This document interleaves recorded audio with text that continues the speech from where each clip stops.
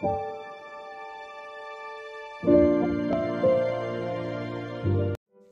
शांति। हमारे चैनल में आप सभी का स्वागत है। आज हम एक प्रेरणा स्पर्शी कहानी लेकर आए हैं जिसका शीर्षक है हैसियत। आइए सुनते हैं कहानी। विनोद कुमार जैसे ही दुकान में घुसे, दुकान के मालिक ब्रजमोहन ने उन्हें आदर से बिठाया और उनके मना करने के बावजूद लड़के को चाय लेने के लिए भेज दिया। उसके बाद ब्रजमोहन ने पूछा, कहिए विनोद बाबू, क्या सेवा करूं?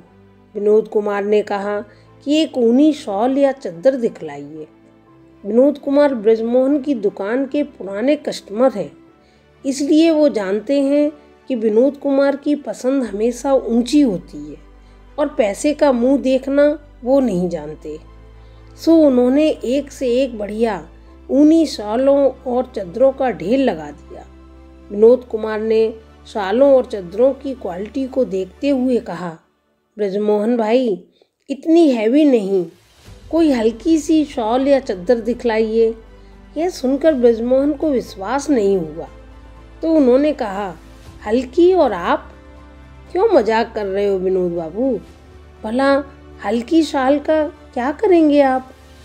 विनोद कुमार ने कहा, ऐसा है ब्रजमोहन भाई, हमारी बहन उर्मिला है ना, उसकी सास शांति देवी के लिए भिजवानी है।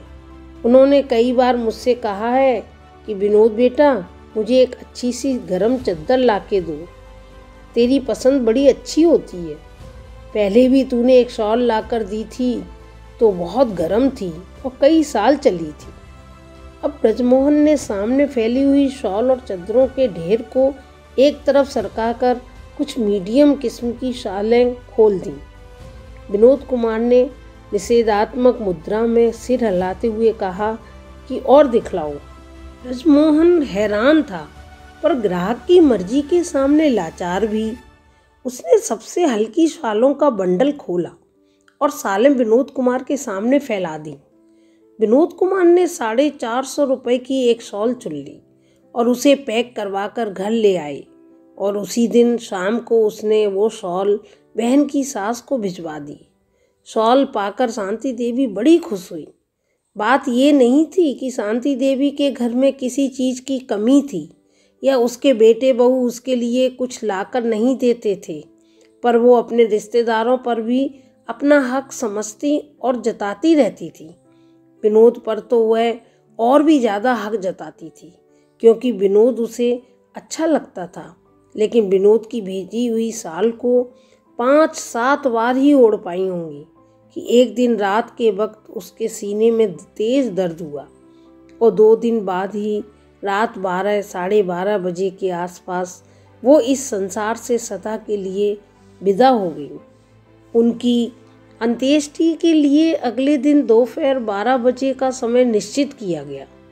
सुबह सुबह ब्रजमोहन अपनी दुकान खोल ही रहे थे कि विनोद कुमार वहां पहुंचे और कहा, भाई उर्मिला की सास गुजर गई हैं, एक चद्दर दे दो। ब्रजमोहन ने बड़े अफसोस के साथ कहा, ओह, अभी कुछ दिन पहले ही तो आप उनके लिए गरम शॉल लेकर गए थे, कितने दिन ओढ़ पाई बेचारी। उसके बाद ब्रजमोहन ने चद्दरों का एक बंडल उठाकर खोला और उनमें से कुछ चद्दरें निकाली। विनोद कुमार ने चद्दरें देखीं तो उनका चेहरा बिगड़ सा गया और उन्होंने कहा कि ब्रजमोहन भाई, जरा ढंग की चद्दरें निकालो। कई बंडल खुलवाने के बाद विनोद कुमार ने जो चद्दर पसंद की उसकी कीमत थी 2500 रुपये। ब्रजमोहन ने कहा, विनोद बाबू, वैसे आपकी मर्जी, पर मुर्दे पर इतनी महंगी चद्दर कौन डालता है?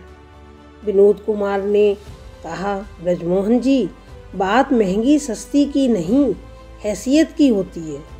उर्मिला के ससुराल वालों और उनके दूसरे रिश्तेदारों को पता तो चलना चाहिए कि उर्मिला के भाई की हैसियत क्या है और उसकी पसंद कितनी ऊंची है।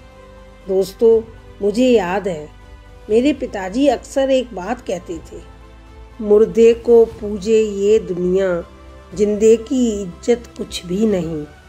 मतलब जितना अपनेपन का दिखावा या सहारा बनने वाले इंसान या उसके परिवार से बाद में करते हैं, अगर जीते जी उतना सहारा बन जाएं तो शायद बात कुछ और हो। कहने को मरने वाले को कंधा देना पुण्य मानते हैं लोग, वही कंधा या सहारा जीते जी दे दे तो बात कुछ और ही हो। ओम शांति।